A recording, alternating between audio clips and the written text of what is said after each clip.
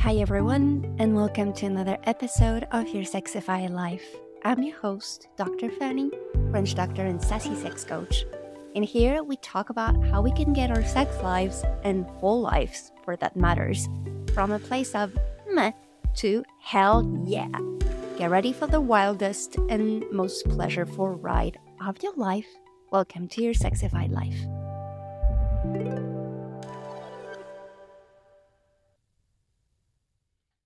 Hello everyone, and welcome to another episode.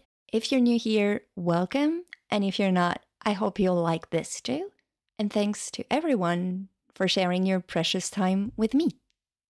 Today is Storytime, because this podcast is already 6 months old, and I noticed I didn't actually tell you who the fuck am I, apart from a sassy sex coach with shaky marketing skills, because doctors in marketing and French people with marketing, so French doctor with marketing, help me!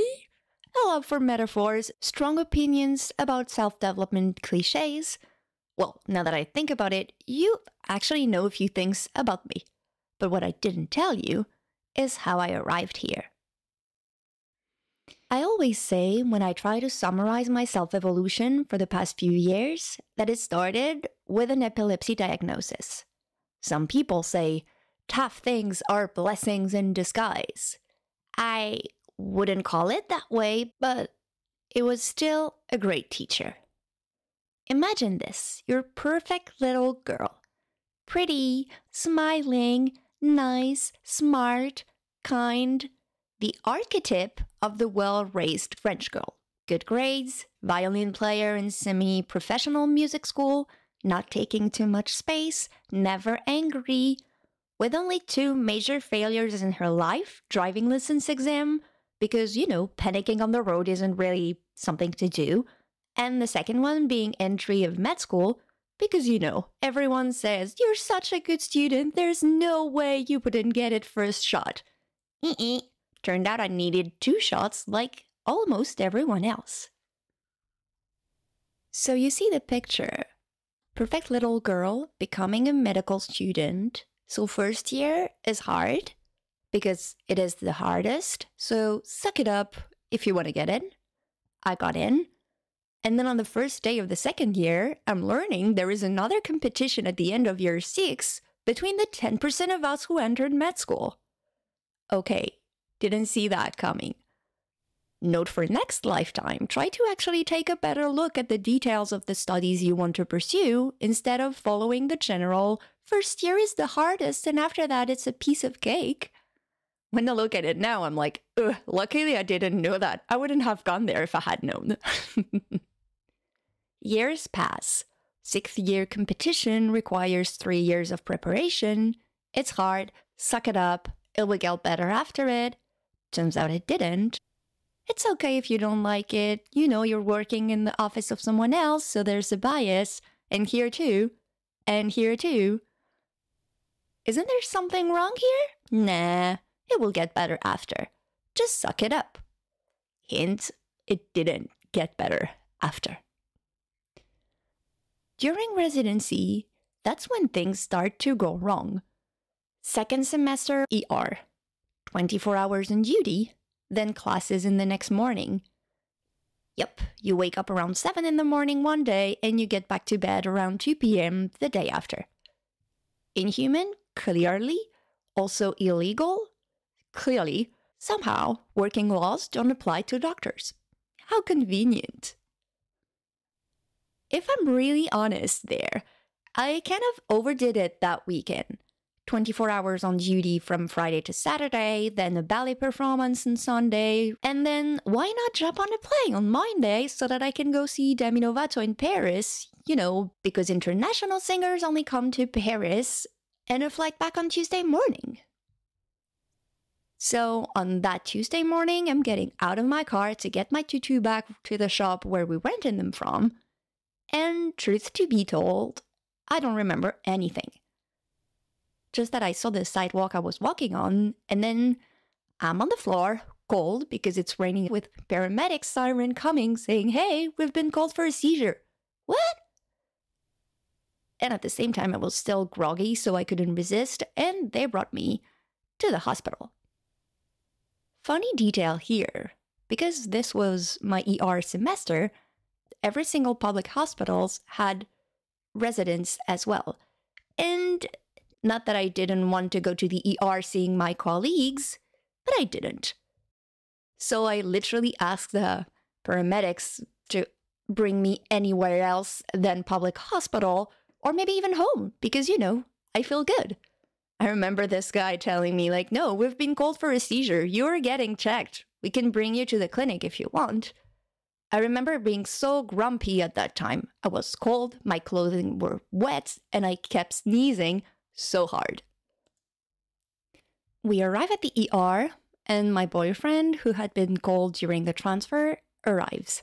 I'm in the waiting room, actually feeling really ashamed to be laying down on the stretcher because people on the stretchers in the waiting room are really old and really sick people. And I'm like, I feel fine. I just want to go home. And also, I was really freezing and sneezing all the time.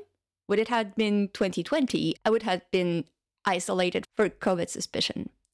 So much waiting time, 30 minutes, 1 hour.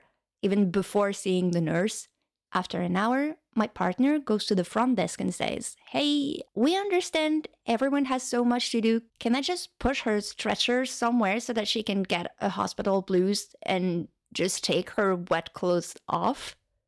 The nurse arrived at that moment.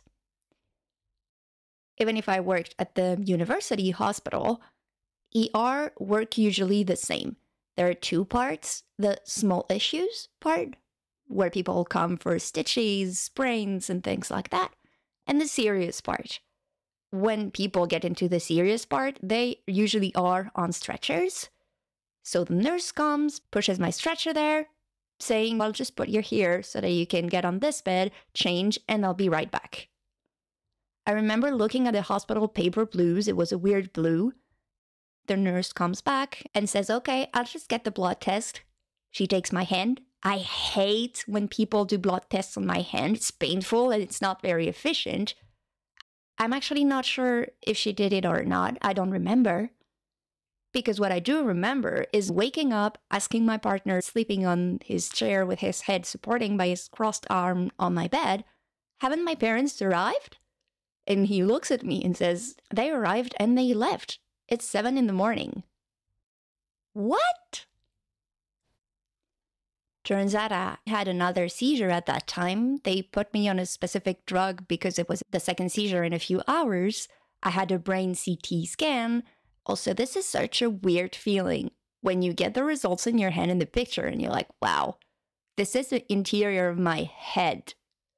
I also had a brain check, what we call EEG, in the morning, and nothing to report. I learned that day that everyone in their life can have a seizure. It doesn't mean anything, especially it doesn't mean they have epilepsy.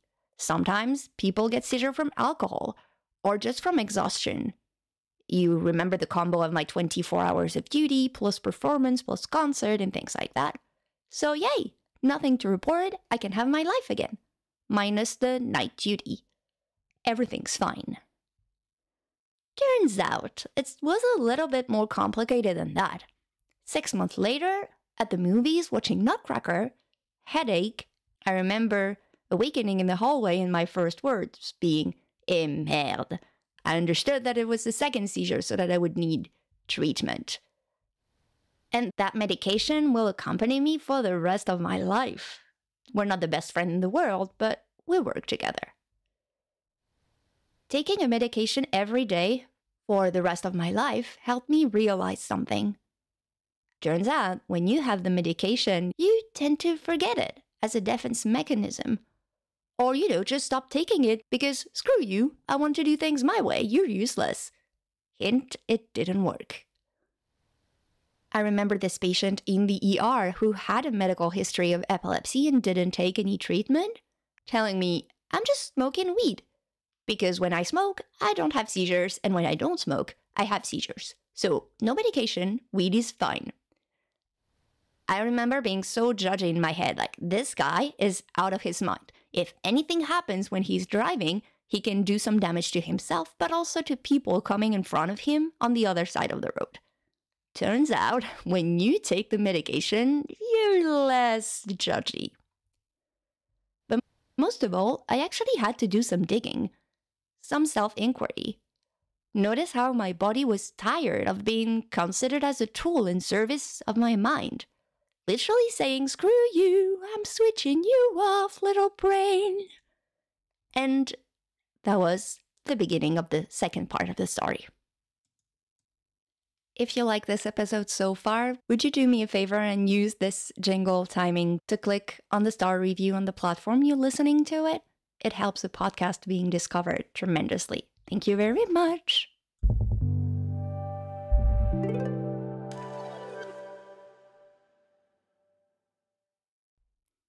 So the journey started. I had started yoga a few months before because as an adult ballet beginner, I was as stiff as a stick and I needed to be more flexible. And one thing bringing another, I started to come home to my body again. Discovering meditation and mindfulness and its challenges, trying to witness my brain always going full speed was an experience. Bringing more mobility to my body, more consciousness of my posture, slowly starting to inhabit it again instead of using it to fulfill whatever goal my mind had. Along with that, like many of us, I went 100% in self-development. And also other new age concepts that are interesting but tend to be time and money consuming, let's put it this way. And truth to be told, a part of me is still unsure about all of this. Sometimes I believe in past lives, but I also know that to ease my mind, I need to tell myself that I don't, because it doesn't make sense.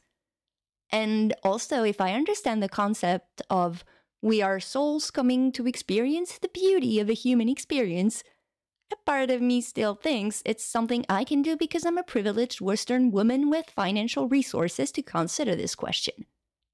I may be wrong, but I'm not sure people in war places or in extreme poverty have the opportunity to go on a journey of self-exploration to find their purpose and focus on their healing for months.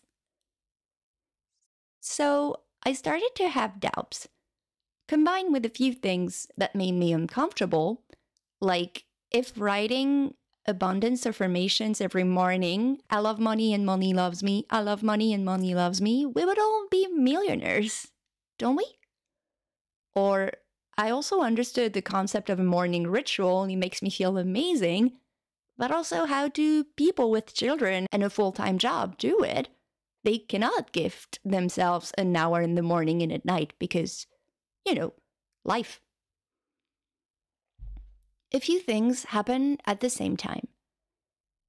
These realizations, and also getting hints about maybe I should go and look around the sexual healing stuff. First, I actually realized there was something not so healthy of having orgasms only when my partner gave them to me, even if I was lucky enough to have orgasms. And in my medical practice, practicing gynecology on a daily basis, I had so many women with sexual issues I had no answer to, pain during sex with normal exams. And part of me was like, I don't understand. I can't do anything. I have no answers to provide. That's not normal. And also this beautiful woman whispering, "Doctor, I think I'm broken. I have never had an orgasm." And she was 34. And also because I had no other answer than go see a sexologist with 6 months of waiting time. And a part of me was like, there's something wrong. We cannot send 3/4 of our patients to sexologist. So I started my research. First idea, go back to college and get the sexology diploma so that I can call myself a sexologist. I looked at the syllabus and was like, first, it's boring. And second, we are also going to medicalize this too. Sexuality becoming another problem to address. There has to be some other way. That's when I met my teacher, Laila Martin. She's amazing. I tried her method with her membership and fell in love with it and realized that's what I wanted to do. because before medicalizing sex, let's talk first about what else we can do. Unpack the shame, the guilt, step on our feet and let go of patriarchal bullshit. Learn to explore ourselves and reclaim the pleasure. So I signed up for the coaching certification with my mind saying with a disgusted voice, "You're a doctor and now you want to be a coach?" Just for context, apart from sports coaches, coaching is not really well received in France, especially around health. Because it's an unregulated field, you can really find anything in there. So yeah, coaching isn't really well regarded. And my brain was somehow buying this idea at the time. But what I do know is that I went through the 600 hours of training, which felt like a part-time job, so my brain went easy on me. I also perfected my skills as a coach, brought my wisdom from being a doctor and my commitment to provide the safest space possible for my coachees, because, healthcare 101 principle, do no harm. Trying my best to actually bring the best of both worlds with a zero bullshit tolerance. And after the certification comes the business building part. So getting right into my face, "Oh, you wanted to be a doctor and have as a secondary benefit to stay away from work market and any type of marketing? Get all of that right into your face as a coach." Realizing also I was afraid to have coachees. I'm doing way better now. But also being always amazed to see how people benefit from coaching and what's available when you hit the right spot. The changes that can happen so quickly, whereas in my medical practices, changes were slow and required a lot of exams to understand what was going on. And surprisingly, during this journey, I also felt I got closer to some kind of truth about me, this human experience, and also kindness to my brain, way more than I was devoted to many of my previous self-development practices. And why is that?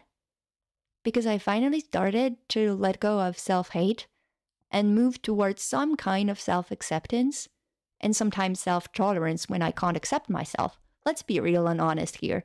Nobody has totally figured out self-acceptance. Because I also allowed myself to experience pleasure. Because I completed a lot of stress cycle. Because I'm healing my inner child. Because I'm exploring my body-mind. But most of all, I came home to my body and to myself. And this is priceless. And that's my mission as a Sassy Sex Coach. So if you want that, you know who to call. All the links are in the show notes. If you found this episode interesting, share it with your best friend, because if they're your best friend, there's a good chance they might like it too.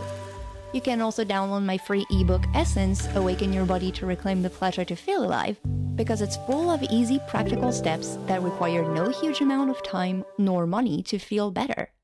Thank you for sharing your time with me, and remember, being alive is sexy. I'll see you next time.